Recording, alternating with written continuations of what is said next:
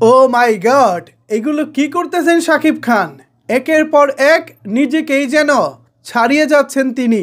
একটা সময় ছিল সিনেমাতে শাকিব খানের নিবেদন, সিনেমাতে শাকিব খানের অভিনয়, সিনেমাতে শাকিব খানের কস্টিউম, ওভারঅল পুরো সিনেমায় শাকিব খানের লুক নিয়ে প্রচুর ট্রল হয়েছে, প্রচুর আলোচনা সমালোচনা হয়েছে।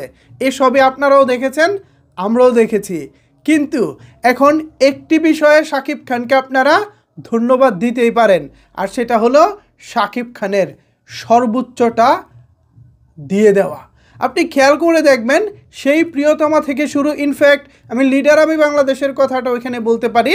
লিডার আমি বাংলাদেশ, প্রিয়তমা, তুফান, দরদ, বরবাদ কিংবা এখন তাণ্ডব, আপনি এই সিনেমাগুলো নিয়ে অনেকাংশে অনেক সিনেমার মান নিয়ে প্রশ্ন করতে পারবেন। কোনো সিনেমা হয়তো আপনার ভালো লেগেছে, তো কোনোটা আপনার খারাপ লেগেছে, কিন্তু এক শাকিব খানকে নিয়ে আপনার প্রশ্ন তোলার কোনোই সুযোগ নাই। তাকে যেখানে যেভাবে যে অভিনয় করতে বলা হয়েছে তিনি কিন্তু সেটাই করেছেন। যে কস্টিউম তাকে দেওয়া হয়েছে, যে লুক তাকে দেওয়া হয়েছে, সেই লুকটা কিন্তু শাকিব খান ক্যারি করেছেন, কন্টিনিউ করেছেন। আপনি খেয়াল করে দেখবেন, আগেকার সিনেমায় শাকিব খান একই সিনেমায় কোনো সিনে দেখতেন চুলগুলো বড়, কোনো সিনে চুল ছোট, আবার কোনো সিনে তিনি একটু চিকন, আবার কোনো সিনে আবার অনেক মোটা, আবার কিছু কিছু সিনে দেখবেন দাড়ি হচ্ছে একেবারে ক্লিন শেপ, আবার কিছু কিছু সিনে দেখবেন হচ্ছে খোঁচা খোঁচা দাড়ি। এরকম নানা রকমের অসঙ্গতিপূর্ণ আগের সিনেমাগুলো ছিল। হয়তো শাকিব ভাই তিনি সাফল্যের চূড়ায় থাকার কারণে অনেক সময় আলসেমি করেছেন, অথবা ডিরেক্টররা কাজে খুব একটা মনোযোগ দেননি, এরকম অনেক কিছুই হতে পারে। সেই সব বিষয়গুলো নিয়ে কিন্তু প্রচুর সমালোচনা হয়েছে, প্রচুর ট্রলের শিকার হতে হয়েছে শাকিব খানকে। বাট আজকে 2025 সালে এসে আপনি কি শাকিব খানকে নিয়ে সমালোচনা করতে পারবেন? এই সুযোগটা কিন্তু এখন আর নাই। শাকিব খানের এই আমূল পরিবর্তনটাকে সত্যি ভাই স্যালুট জানাতে হচ্ছে। এই বিষয়টা নিয়ে যদি কথা না বলি তাহলে শাকিব ভাই হয়তো কষ্ট পেতে পারেন, কারণ তিনি পরিবর্তন হচ্ছেন না বলে যেহেতু সমালোচনা হচ্ছিল, এখন তো তিনি পরিবর্তন হয়েছে। সো এখন কি তিনি বাহবা পাবেন না? এখন কি তিনি ভক্তদের কাছ থেকে অ্যাপ্রিসিয়েট পাবেন না, হাততালি পাবেন না, সম্মানটা পাবেন না? কি বলেন আপনারা? সম্মানটা কি তিনি প্রাপ্য না? অবশ্যই তিনি প্রাপ্য।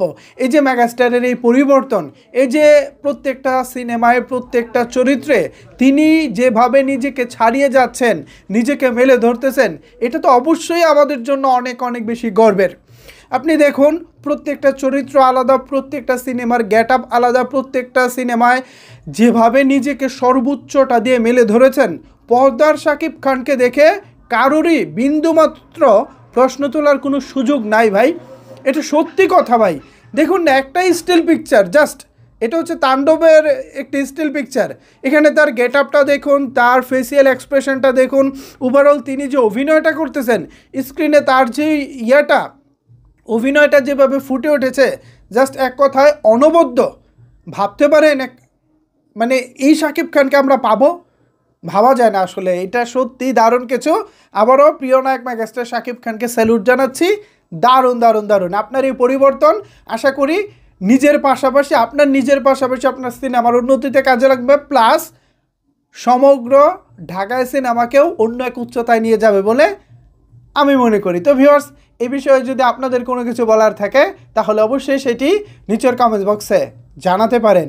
ধন্যবাদ সবাইকে এতক্ষণ আমার সাথে থাকার জন্য।